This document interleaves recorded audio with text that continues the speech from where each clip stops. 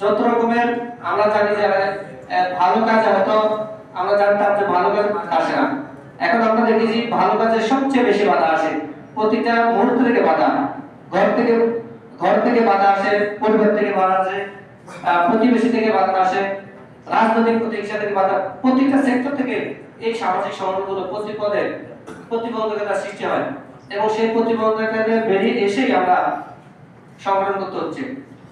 আর একটি দেশ আপনারা জানেন যে বাংলাদেশ সারা বিশ্ব যেখানে প্রতিটা দেশেই কিন্তু সামাজিক সংগঠন একটি অবস্থান থাকে, মানবাধিকার সংগঠন, সামাজিক সংগঠনগুলো একটি দেশের উন্নয়ন অবকাঠামোর জন্য একটি সংগঠনের বিশাল ভূমিকা। আপনারা লক্ষ্য রাখবেন, নিশ্চয়ই অবগত আছেন যে বাংলাদেশের মধ্যে থেকে একটা ট্র্যাজেডি হয়েছিল আমাদের চট্টগ্রামে সীতাকুণ্ড।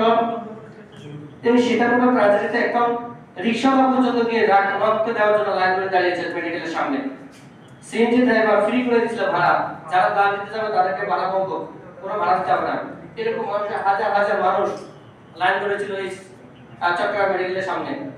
এটা হচ্ছে মানবতা কি? মানবতার আসলে যখন মানুষ বিপদে পড়বে, তাদের জীবনে যত রকমের সমস্যা থাকবে না কেন, সব সমস্যাকে অতিক্রম করে কিন্তু আমরা আমাদের নিজেদের চিন্তা না করে স্বেচ্ছাসেবীরা সবসময় সবার আগে ভূমিকা রাখি। তারপর উদাহরণ আপনারা জানেন যে করোনা ভাইরাসের সময় দেখবেন নিজের ছেলে মাকে ফেলে চলে গেছে, মা ছেলেকে ফেলে চলে গেছে, স্ত্রী সরকারকে ছেড়ে চলে গেছে, এরকম অনন্য ঘটনা আমরা করোনার ভিতরে দেখেছি। কিন্তু একমাত্র এই স্বেচ্ছাসেবী ভাইরা কিন্তু নিজের জীবনের পরোয়া না করে তাদের পাশে এসে দাঁড়িয়েছিল এবং তাদের পাশে দাঁড়িয়েছে। তো এই সংগঠন যারা আমরা এই সংগঠন যারা করি, আমরা দেখি যে আজকে কোটা নিয়ে আন্দোলন চলে। তো এই আসলে এটা আমাদের প্রসঙ্গ না, তারপরে আমাদের যেহেতু সাংগঠনিক বিষয় নিয়ে আমরা কথা বলি, আমরা যদি কোটা নিয়ে আন্দোলন করতে হয়, আমরা যারা স্বেচ্ছাসেবী দেশের অন্যান্য এখনকার স্বেচ্ছাসেবী দেশের তরুণ মুক্তিযোদ্ধা, কারণ এই তরুণ মুক্তিযোদ্ধা বাংলাদেশের যে সংগঠন স্বেচ্ছাসেবীরা তাদের জীবনে কোনো ক্ষমতা করে না। তারা ঝড় বৃষ্টি অতিক্রম করে, যারা যদি কোনো একটা ট্র্যাজেডি হয়, একটা বন্যা যদি হয়, দেখবেন যে সবার আগে স্বেচ্ছাসেবীদের ভূমিকা রাখে। 2011 সালে সম্ভবত যে রানা প্লাজা ধস হয়েছে, সবচেয়ে বেশি ভূমিকা রেখেছে স্বেচ্ছাসেবীরা।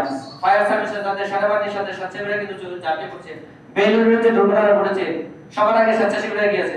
প্রত্যেকটা ট্র্যাজেডি, প্রত্যেকটা দুর্ঘটনায় সবার আগে স্বেচ্ছাসেবীরা থাকে। তো স্বেচ্ছাসেবীরা সেই অনুযায়ী কিন্তু তারা কিন্তু তাদের কোনো লাভ স্বার্থ বা ওই চিন্তা করে না, তারা কি পাবে বা পেল না, সেই স্থিতিতে কিন্তু তারা সামাজিক কাজ করে বা সামাজিক কাজ তারা করে না।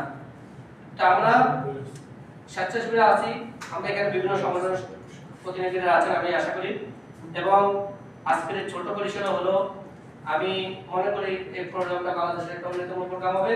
কারণ এখানে যিনি আছেন প্রধান অতিথি হিসেবে, উনি হলো যে বাংলাদেশের পুরো বাংলাদেশের মানুষের অভিভাবক, কারিগর, যিনি যাদের হাত ধরে, যে প্রতিষ্ঠান হাত ধরে লক্ষ লক্ষ মানুষ আজকে দেশ পরিচালনা করছে, রাষ্ট্র পরিচালনা করছে, সেই রকম একজন প্রতিষ্ঠানের প্রবেশী আমাদের মাঝে উপস্থিত হয়েছেন।